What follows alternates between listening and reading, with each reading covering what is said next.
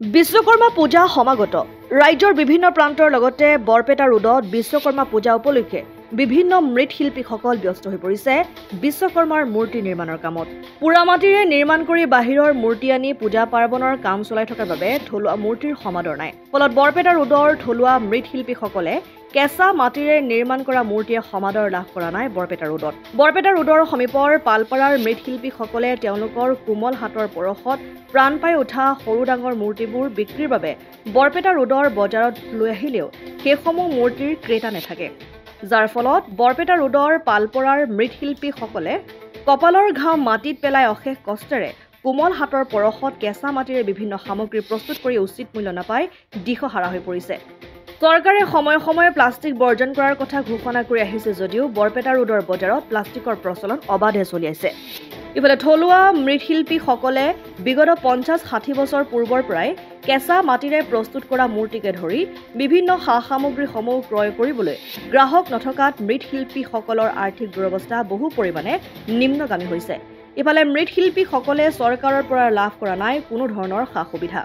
সেয়ে থলুৱা মৃৎশিল্পীসকলক আৰ্থিকভাৱে সকাহ দিবলৈ চৰকাৰৰ ওচৰত দাবী জনাইছে বৰপেটা ৰোডৰ থলুৱা মৃৎশিল্পীসকলে। কাম কি হ'ব, বাহিৰৰ পৰা এই পুৰা মাটিৰ মাল সৰু মোটামুটি ডাঙৰ যিয়ে হওক সেইবিলাক মূৰ্তি আনি আমাৰ ইয়াতে ব্যৱসায় কৰি আছে। আমাৰ যিখিনি থলুৱা মূৰ্তি সেইখিনি কাম মানে বহুত কমি গ'ল।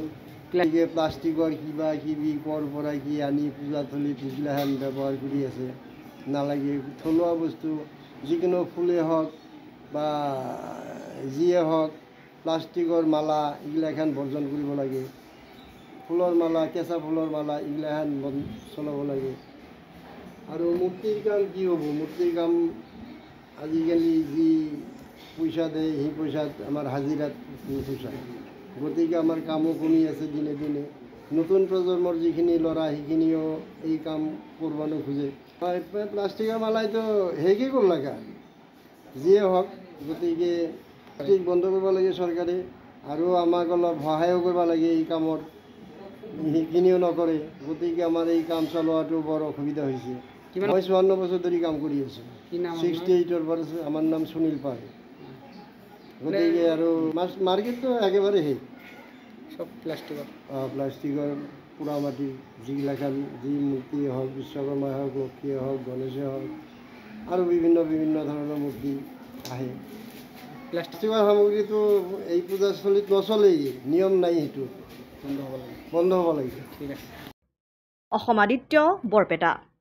NKS হুণ্ডাইলৈ স্বাগতম। নৰ্থ ইষ্টৰ প্ৰথম GDSI 2.0 ফিচাৰ্ছ ডিলাৰ হৈছে NKS হুণ্ডাই। অত্যাধুনিক সা সুবিধাৰে তৈয়াৰী মষ্ট আপডেটেড হুণ্ডাই ডিলাৰ এতিয়া ডিব্ৰুগড়ত। আমাৰ NKS হুণ্ডাই ডিলাৰত open sales consulted room, customer ৰুমৰ লগতে পুৰণি গাড়ীৰ এক্সচেঞ্জ ফেচিলিটিও ৰখা হৈছে। ইয়াত চেলছৰ লগতে ছাৰ্ভিচ ছেক্টৰৰ সুন্দৰ সুবিধা আছে। প্ৰয়োজনীয় সকলো এডভান্স টুলছ, হুইল বেলেন্সিং, এলাইনমেণ্টৰ অত্যাধুনিক machine, post hydraulic lift, fully ট্ৰেইনমেণ্ট পাৱাৰৰ লগতে nitrogen gas filling facility, fully automatic car washer ফেচিলিটিও আছে। লগতে NKS হুণ্ডাই ডিলাৰে কাষ্টমাৰসকলৰ সুবিধাৰ্থে মোবাইল ছাৰ্ভিচ ভেনৰো ব্যৱস্থা ৰাখিছে, য'ত হাইড্ৰলিক লিফ্ট, ৱাশ্বিং facility, wheel balancing, tyre pressure check কৰাৰ লগতে বহুখিনি সুবিধাই উপলব্ধ আছে।